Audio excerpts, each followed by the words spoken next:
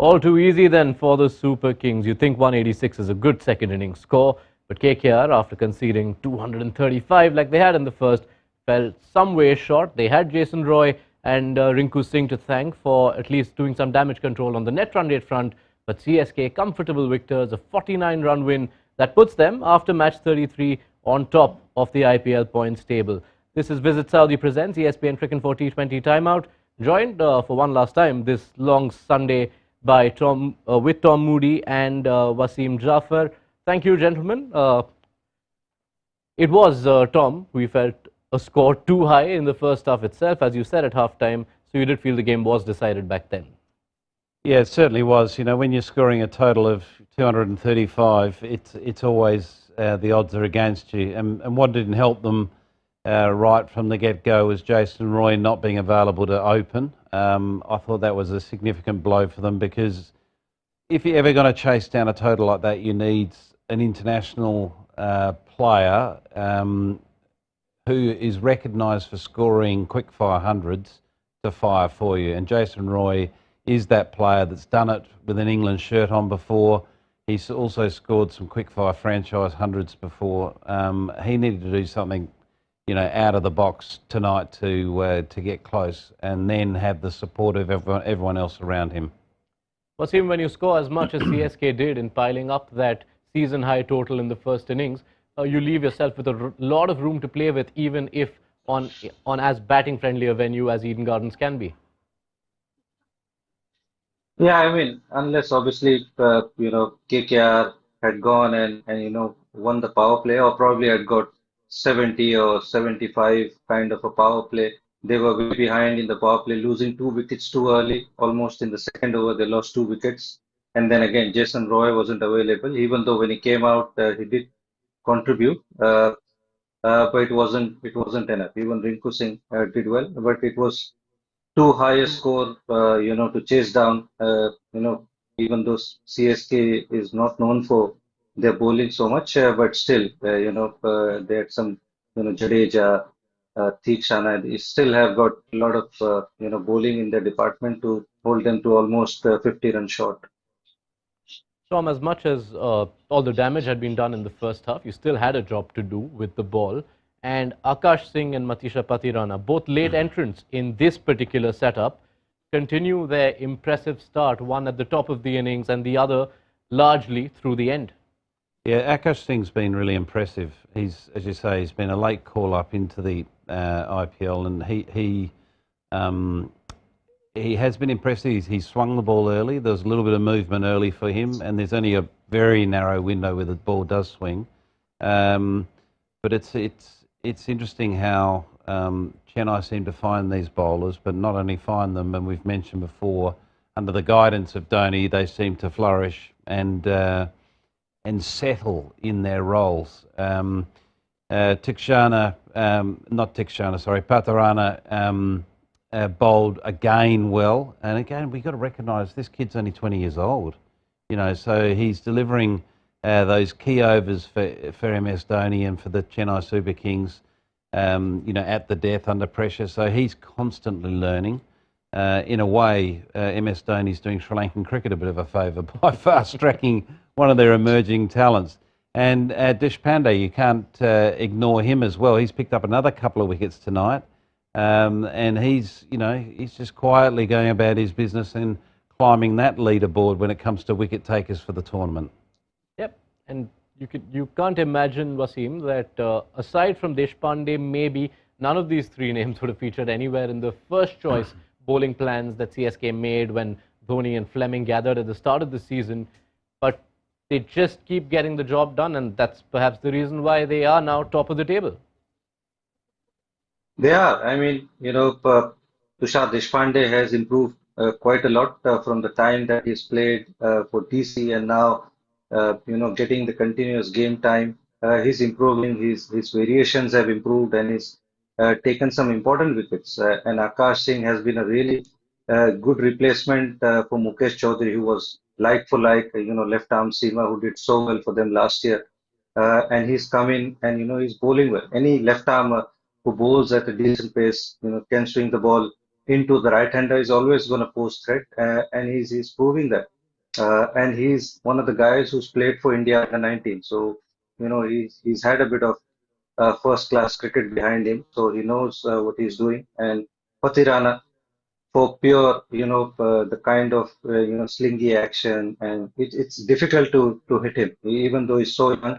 The way he delivers and kind of variations that he has, it's not easy to, get on top of him, and he's proving that.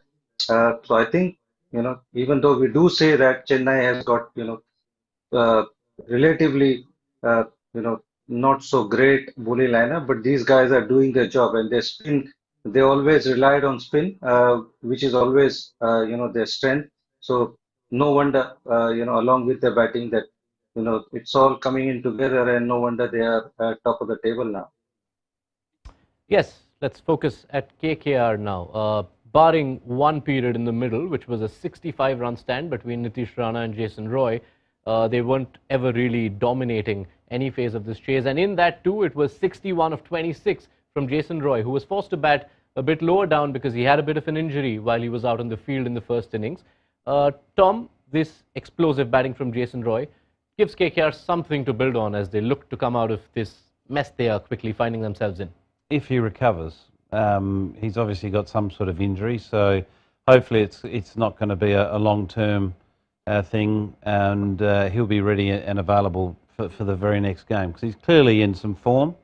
And what KKR need to do, and we keep repeating this, is that they need to establish a combination and stick with that combination. And I know Jason Roy was listed at the start of play to open the batting, and because of circumstances he found himself down the order, but they somehow need to try to settle on a combination and trust that combination to try to get them back on track.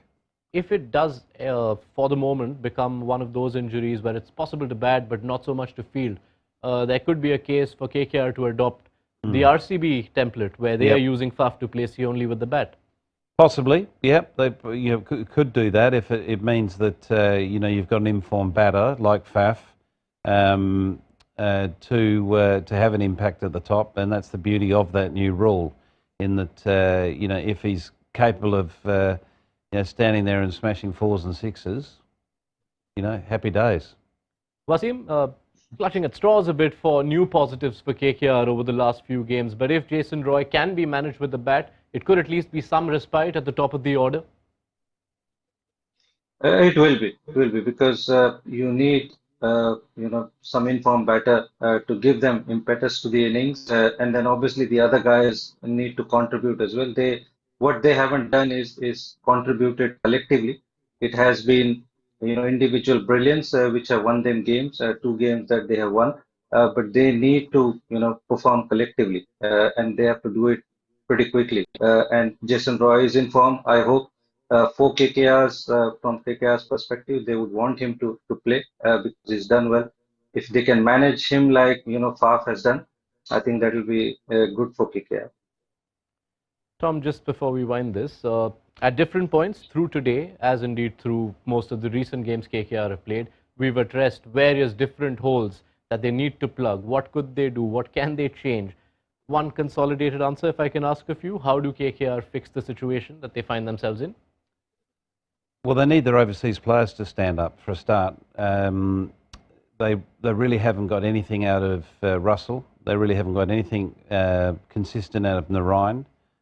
We saw David Visa play today. He's had a one-off chance, but their combination of overseas players has not worked for them. They've had some fleeting performances from their middle order, which has been pretty consistent with Rinku Singh and Nitish Rana have all been pretty good, and obviously Venkatesh Iyer has had a couple of outstanding knocks, but their opening position has let them down. Again today they were 2 for nothing virtually, 2 wickets down for 1 run, and they've constantly rotated that position, trying to find a combination that's going to work. So overseas players, number 1, and number 2, settle on an opening combination that's going to fire for them. All right, templates laid out a bit by Tom Moody. Close to wrapping this now because it has been a long Sunday, a few long days in fact, Tom. 3 double headers in 4 days. Still feeling bright? Absolutely, raring to go. All right, before we wind it down, let's take a look at the points table. As we mentioned, Chennai Super Kings have gone to the top at the end of 33 games. They sit on 10 points, having won 5 out of 7, ahead of a trip to Jaipur to face Rajasthan next on Thursday before hosting Punjab on Sunday. Kolkata Knight Riders, meanwhile, they stay stuck on 4 points. That's a point tally they had reached at the end of their third game, where they had 2 sensational heists in back-to-back games, but not a single win since then, and they find themselves in that lower crop between Hyderabad, Delhi and themselves, Hyderabad and Delhi being the 2 teams who will be in action on Monday.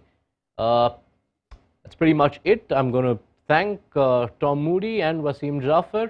Wish them good night. Wish you good luck, Wasim. A bit of a break, I know, before your next game with Punjab. So get some good rest and all the best for the rest of the campaign.